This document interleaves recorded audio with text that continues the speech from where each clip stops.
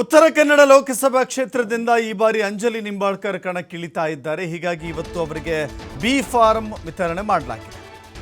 ಅಂಜಲಿ ನಿಂಬಾಳ್ಕರ್ಗೆ B form ವಿತರಿಸಿದ್ದಾರೆ DCM DK Shivakumar, KPCC ಅಧ್ಯಕ್ಷರು ಕೂಡ ಹೌದು.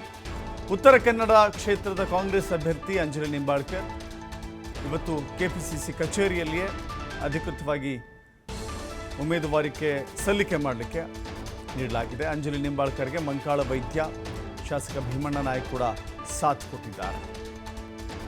ಅಂಜಲಿ ನಿಂಬಾಳ್ಕರ್ ಈ ಹಿಂದೆ ಖಾನಾಪುರದ ಶಾಸಕಿಯಾಗಿದ್ದರು. ಬಹಳ ಸಾಕಷ್ಟು ರೀತಿಯ ಜನಪರ ಕೆಲಸಗಳ ಮೂಲಕ ತಮ್ಮನ್ನು ತಾವು ಗುರುತಿಸಿಕೊಂಡಂಥವರು ಮಾಜಿ ಶಾಸಕಿ ಅಂಜಲಿ ನಿಂಬಾಳ್ಕರ್. ಅಂಜಲಿ ನಿಂಬಾಳ್ಕರ್ ಈ ಬಾರಿ ಉತ್ತರ ಕನ್ನಡ ಲೋಕಸಭಾ ಕ್ಷೇತ್ರದ ಅಭ್ಯರ್ಥಿಯಾಗಿ ಕಣಕ್ಕಿಳಿತಾ ಇದ್ದಾರೆ. ಅಂಜಲಿ ನಿಂಬಾಳ್ಕರ್ ಅವರಿಗೆ ಖಾನಾಪುರ ಕೂಡ ಅವರು ಪ್ರತಿನಿಧಿಸಿದ್ದಂಥ ಖಾನಾಪುರ ಕೂಡ ಉತ್ತರ ಕನ್ನಡ ಲೋಕಸಭಾ ಕ್ಷೇತ್ರದ ವ್ಯಾಪ್ತಿಗೆ ಬರುತ್ತೆ. ಹೀಗಾಗಿ ಅತ್ಯಂತ ಬಿರುಸಿನ ಸ್ಪರ್ಧೆ ಅಲ್ಲಿ ಕಾಣಸಿಗ್ತಾ ಇದೆ.